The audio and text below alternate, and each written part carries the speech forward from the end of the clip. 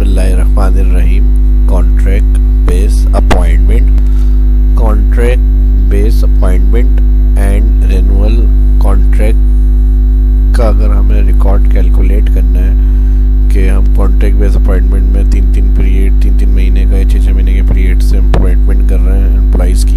अक्सर कंपनीज में ये होता है, फिर उसके बाद कुछ अरसे के लिए इनको फ्री करके फिर दोबारा हायर करते हैं। तो इस तरह से अगर हमें डेटा को चेकआउट करना है और कितने साल तक ये एम्प्लॉय हमारे साथ कनेक्टेड रहे हैं, अगर उनकी कोई बेनिफिट्स वगैरह है या कोई उनको हायर करने की सोच रही है कंपनी के, अगर 2 साल का पीरियड इन्होंने इस तरह कॉन्ट्रैक्ट बेस में हमारे साथ किया हुआ है, या कोई फ़ंड पास करना है, या कोई ग्रेजुएटी वगैरह फ़ंड पे करना है, या कुछ और अलाउंसेस वगैरह उनको स्टार्ट में करके देने हैं कि उनकी सर्विस ईयर कितनी हो रही है मंथ के हिसाब से, अगर हमें उनकी कैलकुलेशन को ईयर में कन्वर्टेड करना है, तो इस सब रिकॉर्ड को किस तरह से कैलकुलेट करेंगे ये आज की इस क्लास के अंदर मैं बताऊंगा। तो चलिए शुरू करते हैं। माइक्रोसॉफ्ट एक्सेल को ओपन करेंगे। अब डाटा यहाँ मैंने ऑलरेडी तैयार किया हुआ है सीरियल एम्प्लॉयज़। अब कुछ एम्प्लॉयज़ हैं जो हम अक्सर कंपनीज के जैसे मेडिसिन वगैरह की हैं तो वो हायर कर लेती हैं, फिर कॉन्ट्रैक्ट होता है इतने महीने तक आप काम करेंगे, फिर फ्री कर देते हैं, फिर नेक्स्ट उनकी अपॉइंटमेंट हो गई, फिर दोबारा आ गया कॉन्ट्रैक्ट रिन्यू हो गया हमारे पास, फिर 6 महीने के लिए हायर कर लिया कंपनी ने, फिर इसी तरह चलता जा रहा है सिलसिला। अब कंपनी इतने टाइम के बाद कुछ अगर फैसला करती है इस तरह कि इनको कुछ मिलना चाहिए, इनको जो हमारे साथ इतने साल हो चुके हैं कॉन्ट्रैक्ट बेस्ड जॉब करते हुए, तो उनको कुछ पे मिलेगी या जो भी इनको फंड्स वगैरह देने हैं उसको कैलकुलेट करना है। अब उनका यहाँ पे कॉन्ट्रैक्ट स्टार्ट और कॉन्ट्रैक्ट एंड लिखी हुई डेट और उनकी मंथ की कैलकुलेशन मैंने की हुई है यहाँ पे। इसकी कैलकुलेशन के लिए हमने डेटेड फंक्शन यूज़ किया हुआ है। फर्स्ट स्टार्ट कॉन्ट्रैक्ट कॉमा, फिर उसके बाद कॉन्ट्रैक्ट एंड डेट सेल, दोनों फर्स्ट सेल सेलेक्ट करें कॉमा के बाद, और इसके मंथ चेक करने इन्वर्टेड कॉमा में एम लिख कर हमने एंटर करा और नीचे ट्रैक कर दिया। अब ये डाटा जो है हमारे पास तकरीबन 250 के करीब का रिकॉर्ड है और इनके मंथ का भी 6 मंथ का कॉन्ट्रैक्ट है, कभी 3 मंथ का कॉन्ट्रैक्ट है। अब जो एम्प्लॉयज़ हमारे पास यहाँ रिकॉर्ड में आ रहे हैं उनको हमने यहाँ पर कॉपी करके पेस्ट किया हुआ यूनिक नाम, क्योंकि यहाँ पर हमारे पास इनके रिपीटेड डुप्लीकेट है। जब ये दोबारा आए तो हमने इनको हायर किया कंपनी ने। अब हमें इनके सर्विस मंथ चेक करने, टोटल किसने कितने मंथ सर्विस करी, और फिर ज़ाहिर है मंथ के हिसाब से यहाँ रिकॉर्ड है तो उन मंथ को जितने भी महीने हैं, यानी 36 मंथ है, 90 मंथ है, 60 मंथ है, 100+ मंथ है, उनको हमें ईयर के हिसाब से कैलकुलेट करके देखने हैं कि कितने ईयर की इनकी सर्विस हो रही है। तो सबसे पहले टोटल मंथ देखने के लिए हम लगा देंगे equal some if bracket open range all column, heading के पास से सिलेक्ट करेंगे एंटायर। अगर आप बाद में भी डेटा एंट्री करते हैं नेम के कॉलम में आगे अगर ऐड करते हैं नाम, तो वहां पर आपकी एंट्रीज के अंदर काउंट हो जाएगी। तो इसलिए हेडिंग के पास से क्लिक कर रहे हैं, बी कॉलम से बी कॉलम एंटायर रेंज, ये हो गई हमारी फर्स्ट टाइम इफ के बाद ब्रैकेट ओपन रेंज कॉमा। अब क्राइटेरिया इस कॉलम के अंदर से क्या देखना है, तो इस नाम को देखना है। फर्स्ट हम यहाँ पे नाम मेरे पास जो सेल एड्रेस आ रहा है इसमें G4 है, इंटर हुआ है, कॉमा फिर उसके बाद सम रेंज। अब इनके मंथ काउंट करने हैं तो हम टोटल मंथ का जो कॉलम है एंटायर उसको भी सिलेक्ट करेंगे। तो जैसे हमने हेडिंग के पास से एम्प्लॉय नेम कॉलम सेलेक्ट किया, इसी तरह हेडिंग के पास से हम टोटल मंथ सेलेक्ट करेंगे तो ये एंटायर इसका क्या होगा, सम करके बता देगा मंथ का। 138 मंथ की सर्विस हुई है इन एम्प्लॉयज़ की, इंटर करेंगे। अब क्योंकि यहाँ पर हमने हेडिंग के पास से सिलेक्ट करा हुआ तो ट्रैक करने में F4 की ज़रूरत नहीं है, डाउन ट्रैक करेंगे, रेंज हमारी वही रहेगी। इंटर के बाद जितने एम्प्लॉयज़ हैं इनके नाम आपने लिखे हुए वहाँ तक इसको ट्रैक करेंगे। अब देखिए रेंज, क्योंकि कॉलम में कहीं भी आप डबल क्लिक करके सेल को एडिट करेंगे तो वही रेंज डिफाइन हो रही होगी बी कॉलम से बी कॉलम। और अगर कुछ सिलेक्टेड आप सेल सेलेक्ट करेंगे तो फिर उसमें हम F4 और एब्सोल्यूट का यूज़ करते हैं ताकि रेंज फिक्स रहे। एंटर।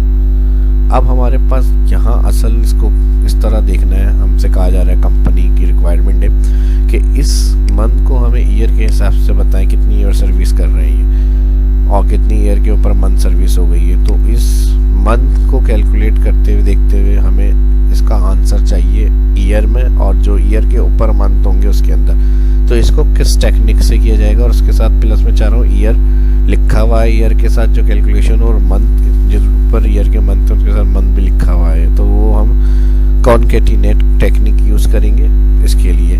और जो फार्मूला हम लगाएंगे सर्विसेज कन्वर्टेड के लिए, जो सर्विस मंथ है कन्वर्टेड ईयर के लिए, तो हम इसको इस तरह से कर सकते हैं, apply equal and bracket open, and bracket open के बाद यहाँ पर जो सर्विस मंथ सेल आ रहा है फर्स्ट, इसको सिलेक्ट करेंगे और हम कर देंगे डिवाइड 2। ठीक है जी, जो मैं कह रहा हूँ उस हिसाब से इसको कैलकुलेट करने के लिए जो टेक्निक है वो मैं अब आपको बताने जा रहा हूँ। इन फंक्शन को हम जो मंथ सेल है उसको डिवाइड कर रहे हैं 12 और ब्रैकेट कर देंगे किलोस, और यहाँ पर फिर हम आगे कॉन्केटिनेट करेंगे एंड फंक्शन और फिर कॉन्केटिनेट करेंगे इनवर्टेड कॉमा, और क्या कॉन्केटिनेट करना है, ईयर्स। ठीक है जी, फिर एंड, ये एंड लिखना है और फिर आप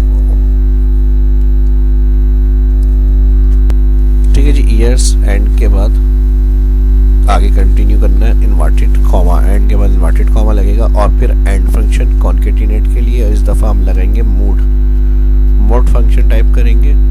मोड फंक्शन टाइप करने के बाद ब्रैकेट ओपन, अगेन यही सर्विस मंथ जो फर्स्ट सेल आ रहा है इसको सिलेक्ट करेंगे, डिवाइडर कर देंगे कॉमा के बाद 12।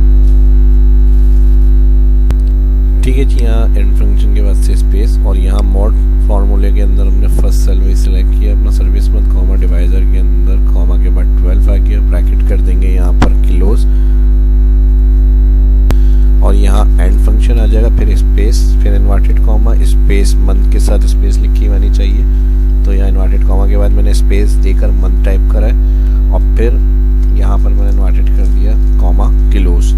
ये फार्मूला कंप्लीट यूज़ करेंगे जिसके लिए मैंने बताया था सर्विस मंथ को कन्वर्ट करना चाह रहे हैं ईयर में, और ईयर लिखा हुआ है उसके साथ ईयर टैक्स लिखा हुआ है, और उसके साथ अगर मंथ ईयर से ऊपर, जैसे मिसाल के तौर पे 54 मंथ हैं तो 4 ईयर्स हो गए और जो है 6 मंथ, तो इस तरह आंसर चाहिए एंटर। तो ये फार्मूला इस तरह से देखें हमें आंसर कैलकुलेट करके दे रहा है। एंटर के बाद सेल के एंड पर आएंगे, उसको नीचे ड्रैग करेंगे, तो हर एम्प्लॉइज़ की जितने जो सर्विस होगी रिकॉर्ड ईयर की वो यहाँ पर हमारे पास लिखी हुई आ जाएगी। और इसी तरह इसको अपडेट करने के लिए अगर इसमें कुछ एंट्री ऐड करेंगे या इसमें से डिलीट करेंगे तो ईयर के ऊपर भी इसका फ़र्क पड़ेगा। जैसे मिसाल के तौर पर मैं यहाँ से कुछ रिकॉर्ड को डिलीट कर देता हूँ ताकि यहाँ पर हमें पता चल जाए किसकी कितनी सर्विस है। ये मैंने ऑल रो सेलेक्ट करी।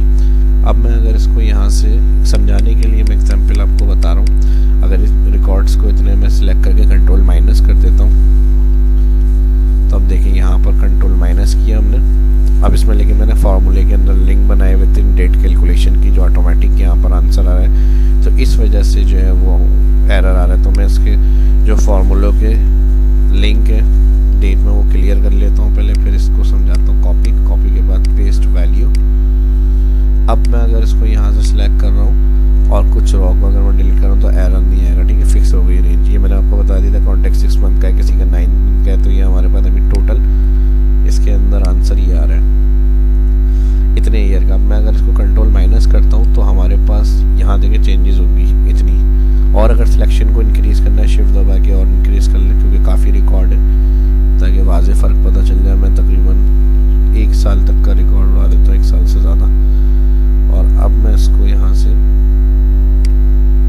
इतनी रो को मैं डिलीट कर रहा हूँ तो हमारे पास जो टोटल ईयर और मंथ के आंसर है इधर हमारे पास देखिए चेंजेस होनी चाहिए। अगर हम डिलीट करके बता रहा हूँ हम ऐड करेंगे तो यहाँ पर आंसर हमारे और ऐड हो जाएंगे। Control minus,